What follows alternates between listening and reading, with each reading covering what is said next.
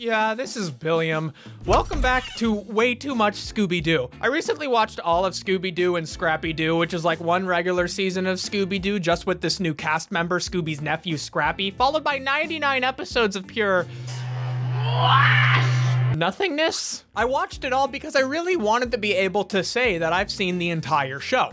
Well, I watched all of Scooby-Doo and Scrappy-Doo.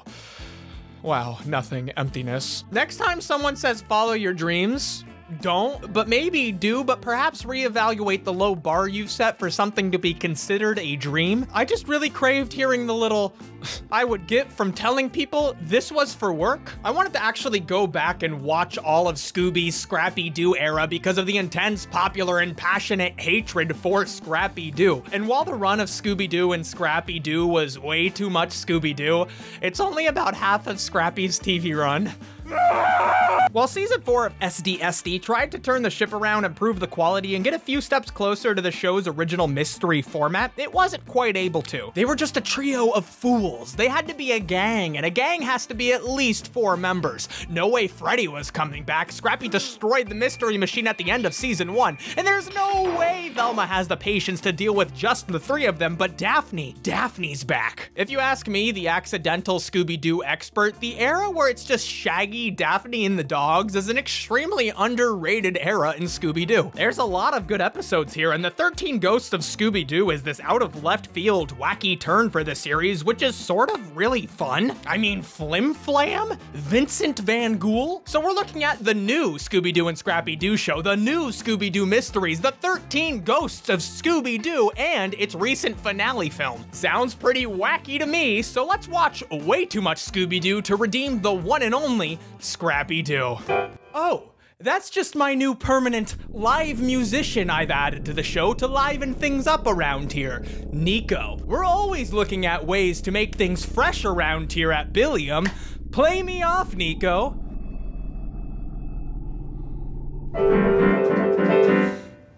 I never learned piano.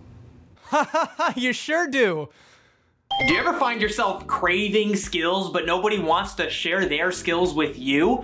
Yes? Well, have you tried today's sponsor, Skillshare? Skillshare is an online learning community where millions of creatives come together to take the next step in their creative journeys, creatively. Skillshare classes include a combo of video lessons and a class project. It's meant to fit any kind of schedule, and members get unlimited access to thousands of inspiring classes with community feedback from a community of millions. God, I suck at productivity. This video was supposed to come out in early October. Whoops. I really do want to post more often, but I find myself getting set back day to day and going down time-wasting rabbit holes. I really don't need to sit on YouTube all day and rewatch anime fight scenes. That is not something I need to do multiple times a week. So I'm taking some time to look at this project management in real life, simple workflows to achieve your goals class by Nikki Henderson. But there's also lessons on video making, music production, art, photography, etc. And the first 1,000 people to click my link in the description will get a free trial of Skillshare Premium. So go check it out and explore your creativity. Thank you again to Skillshare for sponsoring this video. The new Scooby-Doo and Scrappy-Doo show. This is kind of a really interesting time in Scooby-Doo. While it does try to recapture the spooky aesthetic and mystery-centric plots of the original show, each episode is still segmented. However, now with 2 segments at 10 minutes apiece. It feels enough like classic Scooby-Doo, but with some fresh energy. Daphne is now a reporter. She drives the mystery machine around with Shaggy and the dogs to investigate paranormal hoaxes. Come on, you clowns! Except sometimes it's not a hoax. Oh, but the Frankensteins moved out of the castle years ago. So who lives there now? Dracula. Dracula? No. Sometimes they're babysitting Dracula's Wolfman baby at the Frankenstein castle. Wow. Daphne is a new Daphne. She's no longer only the damsel in distress. She's the competent counterbalance to Scooby and Shaggy's antics. She picks up on Fred's leadership role, and she must have slurped some of Velma's brain cells because she can read now, a skill which was previously exclusive to Velma. Control unit made in Detroit. Wow! How'd you know that, Daphne? I read the label. When Fred tries to read, he goes in the hole. Scrappy now tag teams with Smart Daphne, which redistributes the balance of the show, which is a real problem in season 1 of Scooby-Doo and Scrappy-Doo. The other 3 characters were always meant to be the ones to push Shaggy and Scooby into danger, but Scrappy took over that role, so they just sort of didn't all work together. But now Scrappy is a part of the other half, so it's rebalanced. I'm gonna take lots of pictures for Daphne to use in her article. If you watch the Scooby-Doo series in order, I don't recommend it. This kind of feels like character development for Scrappy-Doo. A monster. Let me at him, Daphne. He can't hurt us. Not if we leave, he can't. Let me at him. He helps out, asks questions, and Daphne's calmer than Scooby and Shaggy, so she balances Scrappy's high energy. Maybe it's the guy who wrecked this place. Let me at him. I'll teach him some manners. Wait, Scrappy, I got a better idea. Get the parachute. Wow, it's almost as if Scrappy, a child, sucked because his adult caretakers never tried to teach them or explain why his behavior was bad. He still says splat and puppy power, but it's not something they lean on. The guy even knows his limits now. All right, what you do with my Uncle Scooby, you wolf-napping wolf, you? Oh, never mind. They use the familiar gags when they think it works. The second season of the show got a new makeover and a new title just because these shows need more titles. Here, Scooby-Doo was given a post-Ghostbusters, post-thriller 80s makeover. Come on, Scooby, where you been? Trouble's on the loose again. This is the new Scooby-Doo Mysteries. There's kind of a continuing lean into a higher energy Scooby-Doo, which actually works quite a bit, even when it doesn't hit all the right notes. Nico, you just keep doing what you're doing.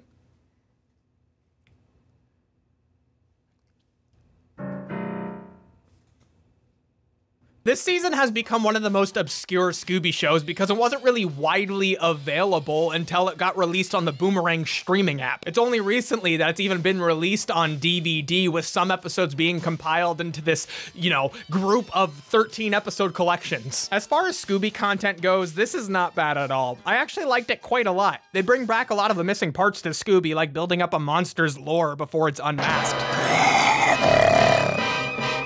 It's the creature! It's the creature from ChemLab! Run for your life! Even if it's not much to go on, it helps to characterize the monsters and make them memorable. The hands, the sharks, the dinosaurs, the Viking. Oh, yikes.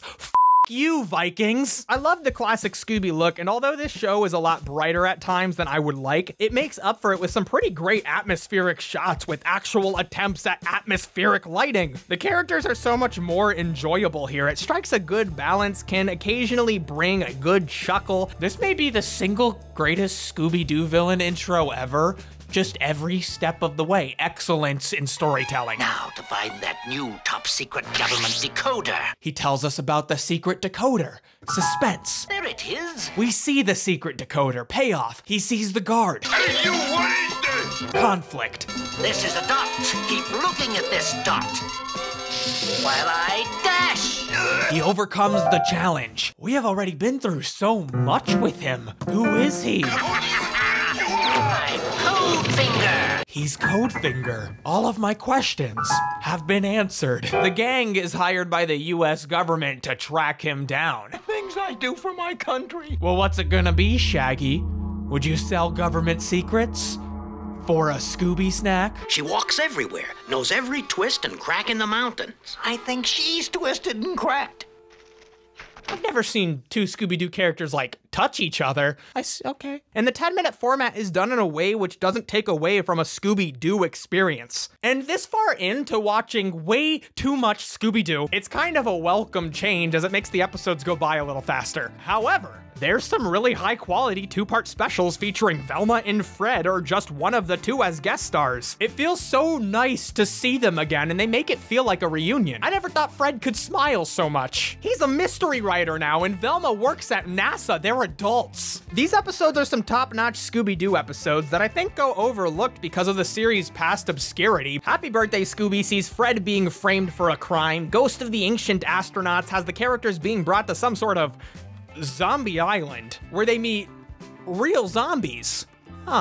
We meet Velma's uncle and some aliens too. A night louse at the White House. Just watch. Tonight I am happy to announce NASA's new space station. And as president, I am happy to...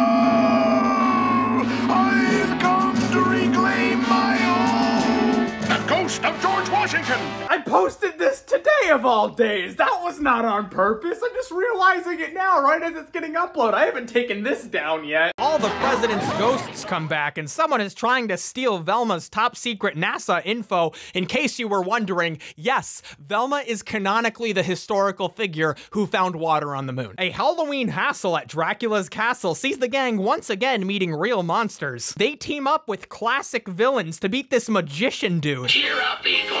We're all basically awful and disloyal. Those are very admirable traits. It's the Nutcracker Scooby-Doo is the Christmas special featuring the pretty cool Christmas-themed villain, the Ghost of Christmas Never. Look at Fred. What a nice Christian boy. I wish these shows got more attention because they're just like good Scooby-Doo episodes. With the success of the few double-length episodes they did, story editor Tom Ruegger was promoted to associate producer to lead a new 13-episode season of Scooby-Doo, returning to the half-hour format for the first time in 6 years. The 13 Ghosts of Scooby-Doo. There's sprinkles of that Animaniacs energy from Ruegger, and Scooby takes many, many steps away from reality into this cartoonish reality, kind of farther than ever before. Series producer and director Mitch Schauer recommended they cast Vincent Price, who was recently thrown back into the public conscious due to his part in Michael Jackson's Thriller. Price would play Vincent Van Ghoul, who, accompanied by an epic score, tasks the gang with returning 13 evil ghosts to the chest of demons after they were accidentally released by Scooby and Shaggy. Those fools. But cemeteries are out. O-W-T, out.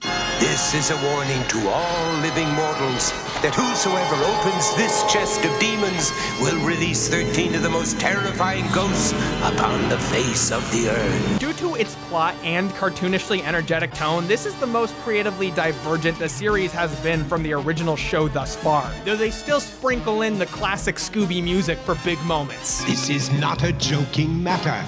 Those ghosts can only be recaptured by the ones who set them free, namely you. The gang has a new look. Shaggy is in his elusive red shirt. Yeah, you see what I did? Daphne looks like April O'Neil 2 years before April O'Neil, and along for the ride is Flim, a little ragamuffin scam artist who's very skilled at a lot of shady things like pickpocketing and scamming. Can we prove our sincerity?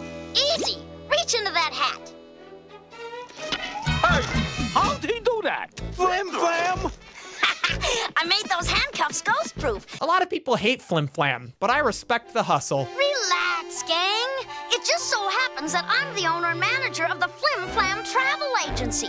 The what? I also have a predisposition to like characters who can be described as a scamp. I once had a third cousin who had a brother that owned a parakeet, and that parakeet's former owner was a lawyer. I can talk us out of this. Oh! Through Flim, the team meets Vincent Van Ghoul. This isn't your grandpa's Scooby-Doo. This is your grandpa's Scooby-Doo. But this is also not the gang you know either. This is great. I love the original gang, but this is New Gang Plus. There's a charm to this show that makes it kind of fun outside of the traditional Scooby-Doo formula. Vincent Price is the glass slipper that fits around Scooby's up to 5.5-inch paw. He sounds like he's just having a great time, and I love seeing him just, you know, chill with the gang. Well, we may need munchies for this. All right! I'll provide the pop. And how goes the long journey, my friends? Whose house is this? Daphne's in PJs and Scooby-Doo has a room here, so like, Well, do you have anything to say for yourself? Shaggy and Scooby are demoted to pure idiots, which plays well against Van Ghoul's more campy, serious nature. This is beginning to get quite annoying. Everybody is a goofball, even Daphne, who despite holding on to her role as the more competent one in the group, will often join in on the more gag-based scenes alongside everyone else. Each episode usually features New Gang Plus either encountering by chance or specifically going after one of the 13 ghosts. My spectral chart indicates spirit activity in your immediate area. In fact, I believe there are ghosts aboard your very ship. So let's talk about some of these ghosts. The 12 ghosts we see because they never catch the 13 ghosts in the 13 episodes of the 13 Ghosts of Scooby-Doo all have unique powers and whatnot. They do an okay job of making each one memorable, some better than others. There's Queen Morbidia, who has a whole gang of monsters, including this little spider. I like him. Zomba drags the gang into a movie, the son of the bride of the ghost of Frankenstein. This is definitely one of my favorites. There's a lot of good jokes. It's a wonderful Scoob. Scooby quits New Gang Plus, but they have to stop Time Slime. So they bring a new dog to the show to replace Scooby-Doo. 13 Ghosts of Scooby-Doo, starring Bernie Gumption. Time to splat another ghosty. Are you ready for action, Uncle Bernie? Excuse me, but getting pulverized isn't in my contract. Sorry, Bernie, but you didn't read the fine print. Oh. But if you're out there listening, Scooby-Doo, America needs you! Ah yes, the man who hired Velma to find water on the moon. Scooby wants to quit forever, but Vincent takes him through time to see his birth and what life is like without Scooby-Doo. Dang, these two are rad as heck. Get out of here, Scooby. Also, Scooby stays with his parents. His parents make a lot of appearances in this era. How does one, in this world, negotiate with the dog parents to keep their dog child as a pet? And then we have Scooby in Quacky Land. Demondo drags New Gang Plus into Scooby's comic strips, where they meet all sorts of wacky characters like Tom Ruger's very own platypus duck. Howdy, folks. What's the good word? I've got a beak, but I'm not a bird. I'm a mixed-up mammal and a crazy cluck. Quack, quack, quack. I'm platypus duck. He's just a cool guy who helps the gang out. Scooby likes him. Hell yeah.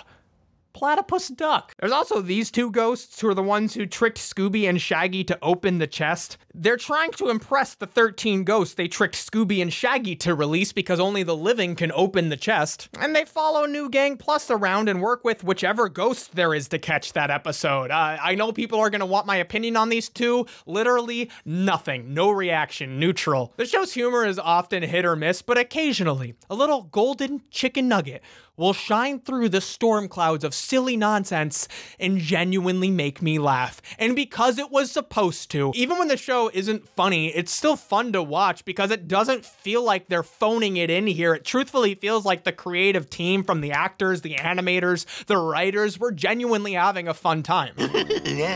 I've often talked about how Scooby-Doo can lean on familiar gags too much, but in 13 Ghosts, old gags feel fresh again because of their execution. Flim, Flam, and Scrappy always push the disguise gag up to an 11. Here, they do a whole bit where they're doing a report on a children's TV watchdog. I'm here with TV no-no expert Loretta Cut It Out. Ms. Cut It Out, I believe you have some concerns about the show thus far. She wants to get rid of the dragon because it breathes fire, and fire is dangerous. You hate dragons!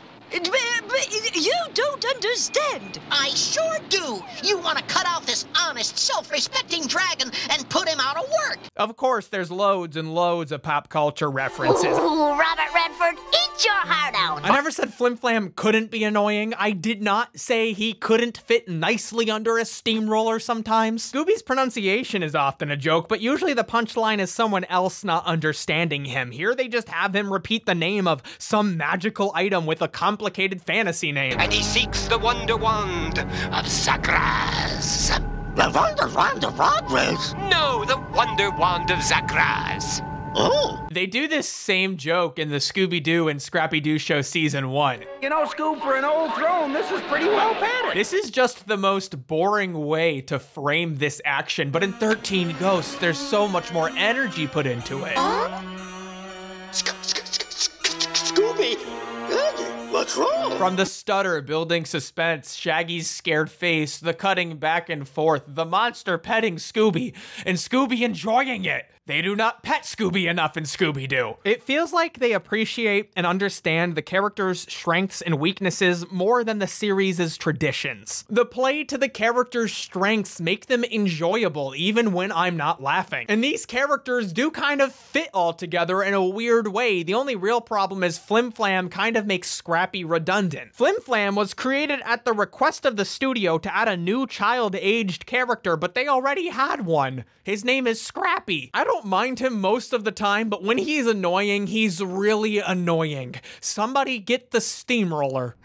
So tragic. 25 to life is a long stretch. even for a preteen con artist. So the series never concluded. They never catch the 13 ghosts in the 13 episodes of the 13 Ghosts of Scooby-Doo. But in 2019, Warner released a straight-to-DVD sequel film, Scooby-Doo and the Curse of the 13th Ghost. This is the first Scooby film I've seen with the updated art, which is used for the annual, sometimes biannual Scooby-Doo straight-to-video release. I enjoy Scooby-Doo when I watch it, but I've stated that I am not a big Scooby-Doo fan, like at all. I've enjoyed the parts of the series that I've enjoyed, but I don't really keep up with the new releases because I already get way too much Scooby-Doo from doing these videos. I'm not about to use my free time to watch even more Scooby-Doo.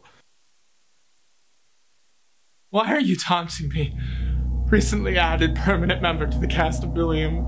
Some sea monkeys. Isn't this what you wanted with your short life? Don't you enjoy watching Scrappy-Doo with me every single day? Though I kind of liked this movie. It does have some more action-adventure elements, which isn't totally unwelcome, but I don't love. And the humor doesn't always land with me, a 24-year-old adult. Did you hear something? Oh, like that's just Scooby's stomach. He hasn't eaten anything in over 7 minutes. But I like a lot of the characterizations here. Let me guess. The mystery machine? No, but that's way better. I like this little moment. It's just how two different characters perceive the same thing. Velma says it sarcastically, and Daphne's like, oh, that's great. Flim Flam is a sight for sore eyes. He's doing so well, and they incorporated him into the story pretty well. But of course, the star is Vincent Van Ghoul and his reunion with Shaggy, Scooby, and Daphne. Maurice LaMarche plays him so well, and I'm happy that Vincent Price's mark on Scooby-Doo has remained. My Air Boo and Boo host just scream-mailed me back on my die phone. The package from Shaggy was never delivered by the Ghostal service.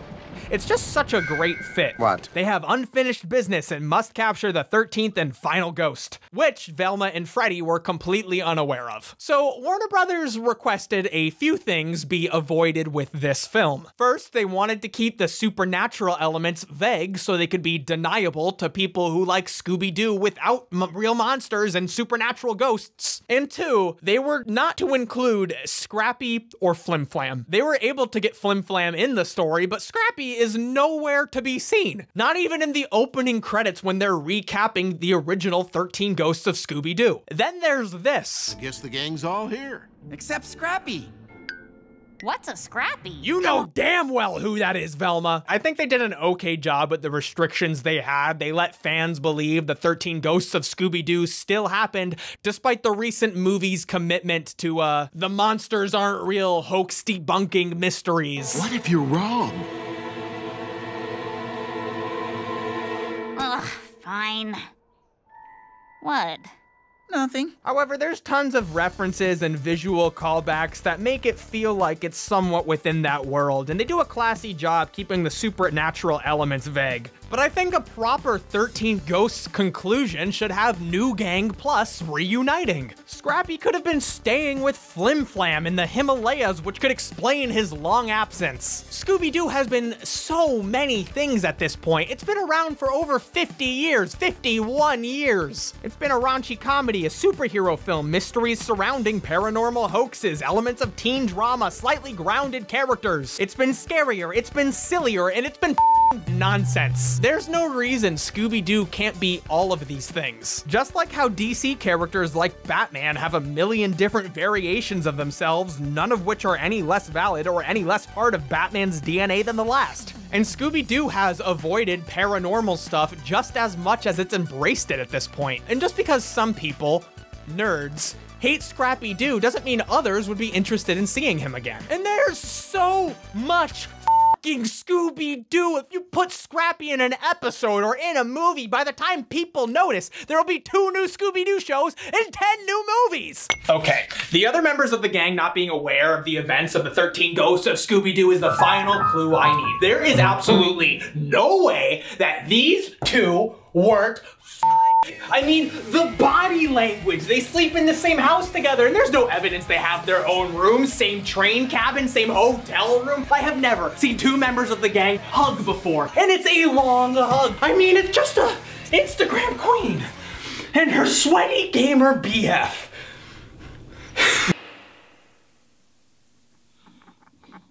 That's right, sea monkeys. Back to the task at hand.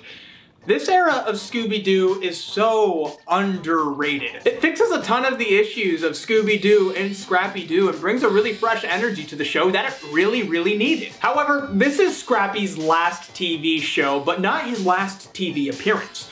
So next time, join me and Sea Monkeys and Nico permanently as we watch Way Too Much Scooby-Doo. We'll go to the Ghoul School. We'll meet the Booze Brothers and even reluctantly become a werewolf. Hey, I'm recording this the day the video goes out. I just really felt it important to tell you guys something that I forgot to include in the video. Shaggy has an uncle named Gaggy Rogers, and I'm just really curious as to why he has that nickname and why it's something his family calls him. Like some joke, huh? Uncle Gaggy! So anyways, I'm tired, I'm stressed. I'll see you next week.